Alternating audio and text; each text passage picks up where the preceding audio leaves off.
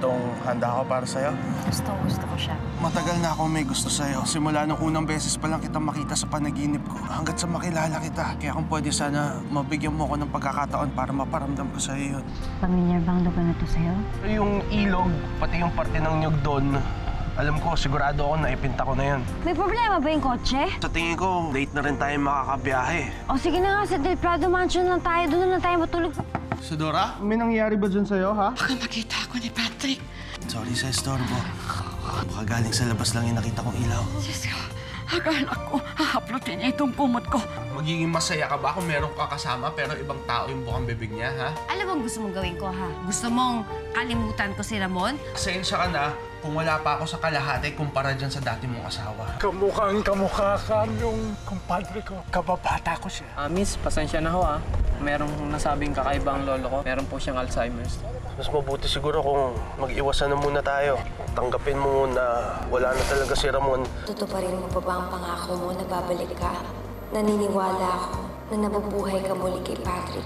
Pero si Patrick pa mismo ang gustong kalimutan kita. Napanaginipan ko lang si Isadora. Ginawa ko siya ng bahay kubo. Kumain muna ho bago lumuwas. Kasama ako Umalis na po, ma'am. Hindi ba ho nagpaalam sa inyo? Siguro nauna na siya. Baka may inasikaso, iniwanan na ako.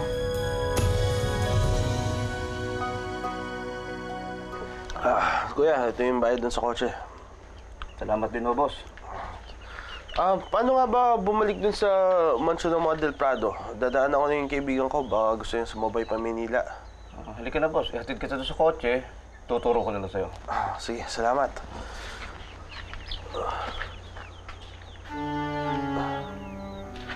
Kuya, matagal na bang wala nakatira dun sa kubo na yun? Matagal na ho nakatingga yan Yun yung kubo sa panaginip ko Kuya, pwede niyo ba akong tulungan? Kailangan ko ng mga tao. Para saan ho, boss?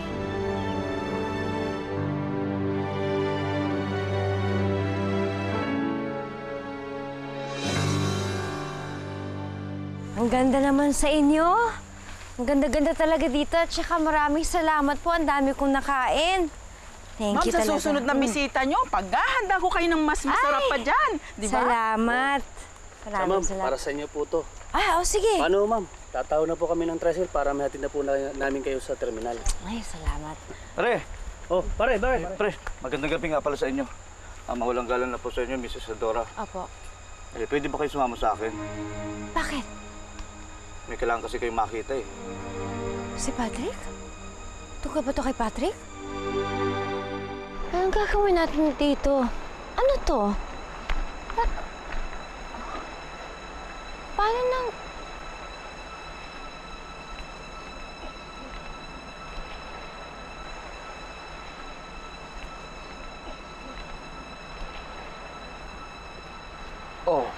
Maganda na siya ulit, di ba? Sa loob, konting ayos na lang. Okay na siya. Pwede nang tiran ulit. Patrick, bakit mo to ginawa? Napanaginipan ko kasi itong kubo na to nung maganda pa siya. Pinagawa ko raw para sa'yo. Tinawag mo pa nga akong Ramon At dun sa panaginip na yon, naramdaman ko yung pagmamahal at saya na nabigyan kita ng tirahan. Parang totoo nga Akala ko ba ayaw mo maugnay kay Ramon? Yun nga, hindi ko nga rin maintindihan Basta ang alam ko na naginip ako at nakita ko na lang tong kubo na to. Magkataon lang ba yun? Siguro nga, totoo yung sinabi mo sa akin dati, yung baka nabubuhay si Ramon sa akin ng hindi ko lang alam. Wala naman aksidente sa mundo. At kasama sa plano ng Diyos, magkita tayo. Hindi na mahalaga sa akin kung ikaw nga ba talaga si Ramon. Ang mahalaga sa akin ay binuo mo ang kubong to bilang ikaw, Patrick, at wala ng iba. Salamat.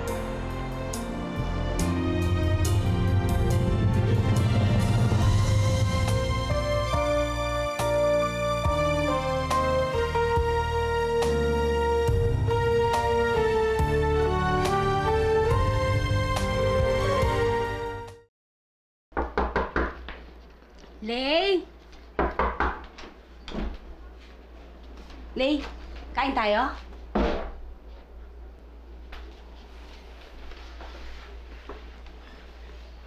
Ano namang ginagawa mo dyan?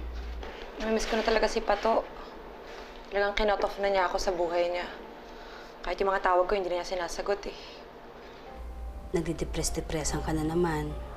Pag nabasa ko yung mga lumang letters niya sa akin, nawawala ng saglit yung lungkot ko.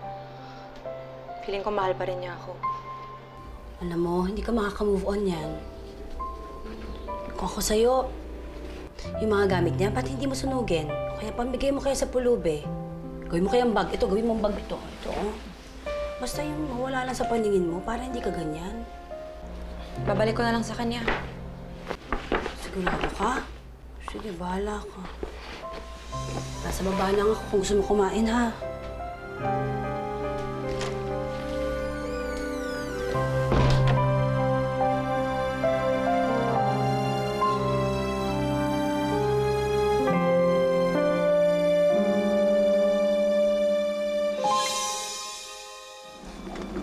Oh, to, may joke ako para sa'yo, ah. Nagmamarathon ka ba? Paano naging joke yun? Eh, syempre hindi. Ang sasabihin, hindi naman ako nagmamarathon. Ano yun? Hindi. Dapat ang sagot mo dun sa tanong ko, bakit? Bakit? Eh, tinanong mo sa akin kung nagmamarathon ako. Eh, syempre ang sagot ko, hindi. Alam mo naman, hindi yung nagmamarathon. Hindi. Ako natatawa sa'yo, eh. Hindi mo ako naiintindihan. Di ba, tatanungin kita kung nagmamarathon ka ba? Dapat ang sagot mo, bakit? Bakit? Yun. Kasi kanina ka pa tumatakbo sa isipan ko. Ay, ganun pala yun? Yun. Nakatawa naman yun. Bakit ganun ba kayo manligaw ngayon? Pwede. Bakit si Ramon, ganun din ba mag-joke? Ikaw naman, sinabi ko na naman sa'yo, di ba? Hindi na kita i-identify pa kay Ramon. I-appreciate na lang kita kung sino ka, ikaw, bilang ikaw. Salamat. Pagkabalik natin sa Maynila, okay lang ba kung dumiretso tayo sa bahay?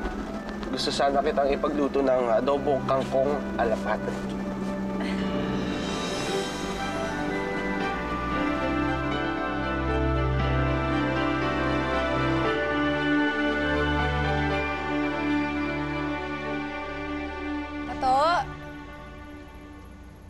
Pato!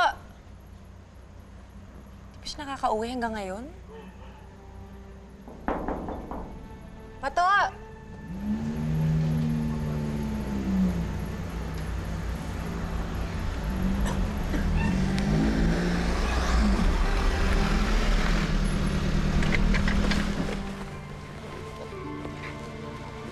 Leila.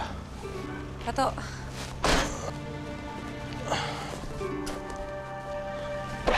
May kasama ka pala? Anong ginagawa mo dito?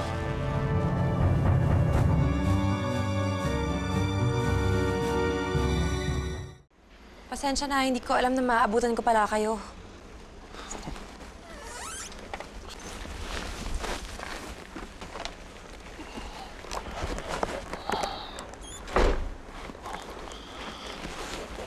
Ako lang mag-isa. Bakit ka nga pala napadaan? Nung unang inimbitahan niya ako, pumayag naman ako dahil nahiya naman akong tumanggi. Kaya lang ngayon, nung nakarating na kami dito sa Maynila, mag-11 o'clock na, kaya nagdahilan na lang ako, napagod na ako. Tapos, nung hinatid niya ako banda dito, magta-12 o'clock na. Pero alam niyo, madam, totoo lang nga tama yung desisyon ninyo. Kesa naman ang pangit-pangit na abutan ka dun sa bahay ni Patrick mismo ng pagtanda. At saka, ayoko naman pumunta sa bahay niya, parang ako pa yung mag-aakit ng ligaw, di ba? Correct. Saan lang, madam? Nagpahatid ka dun sa Patrick dito? Nagpababa ka ba dito mismo sa harapan ng boarding house? Ah, hindi. Doon lang sa may kanto, sa may bukana. Kasi mahirap na kung malaman pa niya na dito tayo nakatira. Correct. Diba? Tama yun, madam, na nakakaloka. Mamaya, pumunta yan dito, tapos hanapin ka. Wala akong maiharap na Isadora sa kanya. Ay, naku, mauubusan ako ng palusot. Yung kay Leila nga lang po, nahihirapan na ako. Parang nauubusan na ako ng palusot, madam, Kasi kahapon pa ho kayo hinahanap. Kakabreak lang nila, di ba? Kamusta na siya? Ay, naku, madam. Ang hirap-hirap niya tansyahin. Sa totoo lang. Ayun, labas ng labas, gimmick ng gimmick. Pag nandito naman sa bahay, walang ginawa kundi basahin natin mga love letters ni Pato sa kanya. Parang ini-imagine niya na in love pa rin sa kanya si Pato. Ay, naku, nakakaloka. Pag tinititigan ko nga siya mabuti, dahan-dahan ako nahahawa sa kalungkutan niya eh. Kaawa. Kawawa naman. Kung may ibabahagi ko lang sa kanya yung nararamdaman kong ligaya kay Patrick ngayon. Sana magbati na sila. Sana balikan na siya ng nobyo niya. Nasaan na ba siya ngayon?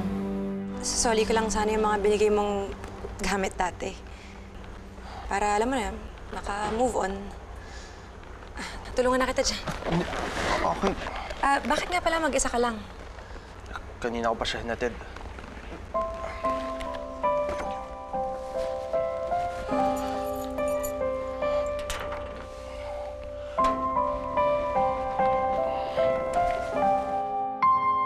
Madam, lumabas na naman. Pero hindi naman niya sinabi kung saan siya pupunta eh. Lumabas siya? Oo. Ba't di mo pinigilan? Eh, baka naman maglasing pa yung bata na yan. Kung sino pang kasama niya, sundan mo kaya? Saan ko susundan? Hindi nga ako sinabi. Hanapin mo. Ikaw, tamad ka ha? Gumawa ka ng paraan. Kawawa naman yung bata na yun. Naku, baka hindi pa makauwi yun. Dami mo palang pinamiling pasalubong, no? Mga ano yan, bili ni Kevin. Tapos yung isa para sa kuya niya. Ikaw, gusto mo mag-uwi ng isa? Pili ka lang dito. Di ba mahilig ka sa kakanin? Ito. Yan, Pili ka lang dyan. Salamat, Pato. Naalala mo pa rin yung mga paborito ko. Layla, ano ba? Anong ginagawa mo? Hindi mo dapat ginagawa to. Alam ko, Pato, pero hindi ko pala kaya eh. Mahal na mahal pa rin kita.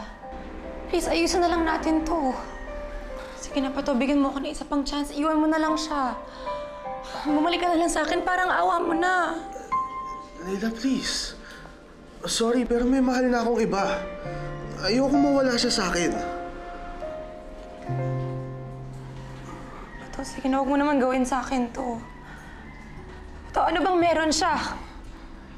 Kailan mo lang siya nakilala? Alam ko mahirap intindihin, Layla. Pero soulmate ko si Isadora.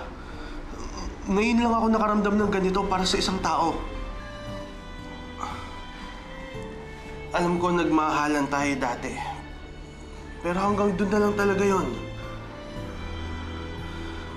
Wala na tayong pwedeng balikan. Tapos na talaga tayo. Layla!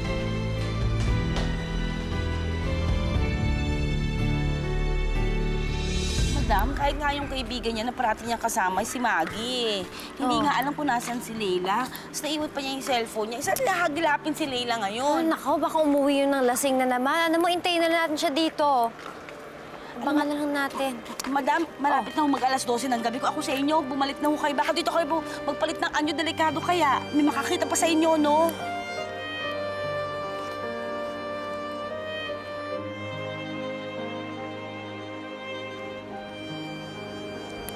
Si Layla yun ah. Oh, Si Layla.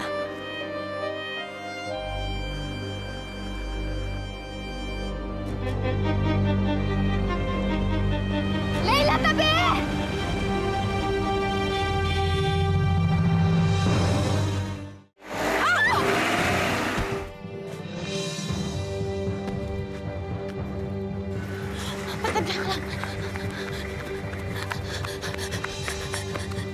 Layla! Layla! Hoy! Tumigil ka! Layla! Madam, sige na! Bumalik ka sa boarding house! Ako na bahala kay Layla! Okay siya! Sige na! Layla! Diyos ka, salamat. Ay, si Layla. Tulong! Layla! Layla!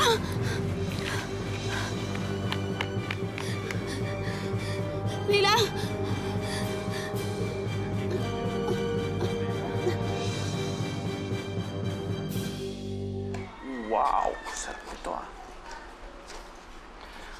Mukhang enjoy kay ni Isadora sa instant vacation niya ah. Ang saya naman.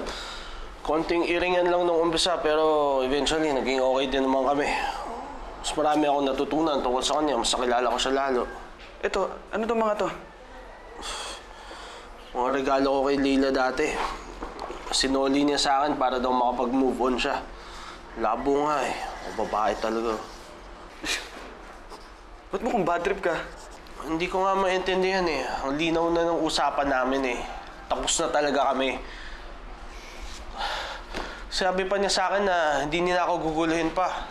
Tapos yun, nagpapakita dito. Mga iyak-iyak pa kanina. Gusto akong balikan. Hindi ko maintindihan. Labo. Alam mo, pare, nag-aalala din ako dyan para kay Leila eh. Baka kung anong gawin sa sarili niya eh. Hindi, huwag ka naman ganyan. Hindi naman ganun kahina si Leila eh. Kailangan lang talaga may magpaintindi sa kanya kung paano yung sitwasyon namin.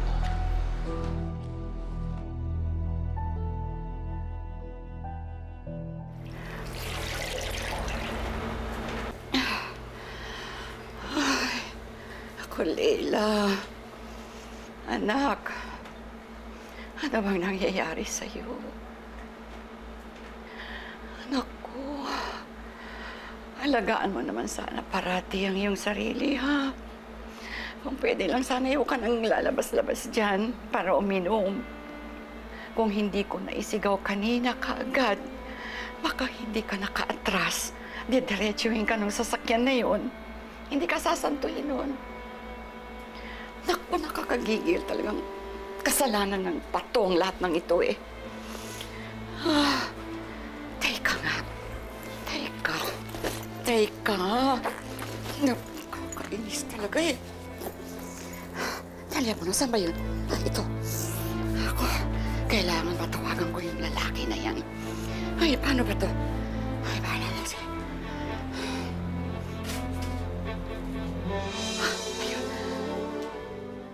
Oh, pare, pasalamatan mo na lang ako sa kuya mo. Tsaka yung mga sira niya, napaayos ko na rin. Napagastos pa ako. Salamat. Sige. Tsaka yung mga bilin mo. Thank you. Sakto na yan, di ba?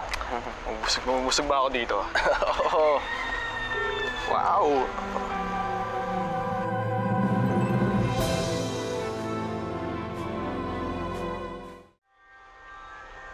Oh, hindi mo ba sasagutin?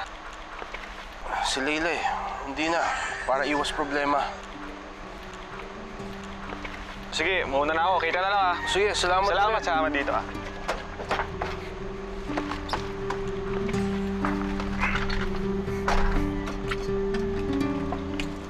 Aba, at ang walang hiya. Makakala niya hindi ko alam. Nireject niya ako.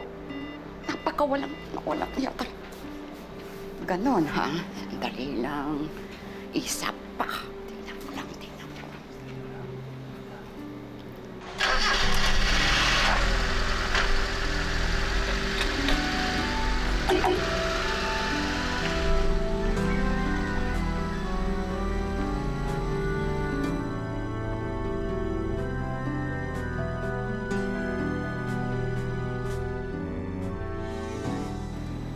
Aba, cannot be reached naman ngayon. Pag nakita ko itong pudas ng lalaking ito, isa-sampal ko talaga sa mukha niya itong cellphone na ito eh. Hindi man lang niya sagutin itong telepono. Talaga naman. Kakainis. Lola? Ha? Sino kaaway niyo dyan? Ay, naku, wala yung mong intindihin. Ikaw, kumusta ka na? Hindi ka na ba nahihilo, iha? Lola, okay na po ako. Tala na ngayon nakita ko na kayo. Lola, miss na po kita. parang mas busy pa po kayo sa akin kaya hindi ko kayo nakikita dito. Iha, mayroon sana akong sasabihin sa'yo, ha? Kung maaari lang, Leila, huwag ka nang lalabas dyan na nag-iisa pa naman, lalo na't gabing-gabi na't pagkatapos, lasing ka at umiiyak. Kumunti ka na nga mabundol, di ba kanina? Please lang, alagaan mo naman ang sarili mo, ha? Ako, pag nagkataon, ewan ko na kung anong nangyari sa'yo. Oh, Lola, sana nga po, lasing na lang ako eh. Baka masaya pa ako. Siguro masama lang talaga yung loob ko, kaya hindi ko napansin yung paligid ko. Nanggaling po kasi ako kay Pato kanina. Nakiusap ako sa kanya. nang makaawa ako. Pero tinanggihan pa rin niya ako. Lola, bakit ganon? Bakit ang dali-dali lang para sa kanya? Bakit ang bilis niyang magmahal ng iba? Lola, sana nabunggo na lang ako kanina ng sasakyan. Sana namatay na lang ako. Lola, Huwag ka magsalita ng ganyan. Tana. Halika na.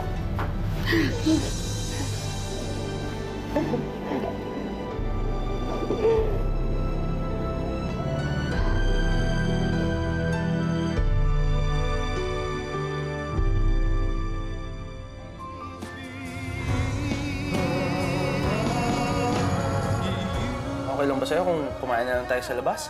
Alam ko na hindi ka sanay sa mga date-date, pero gusto lang sana kitang makasama eh. Samahan mo ako, ha? Saan? Kakain kami mamaya sa labas ni Patrick. Chaperong kita. Sama ako dyan talaga, madam, no? First time kong makikita si Patrick in person, in live. Ay!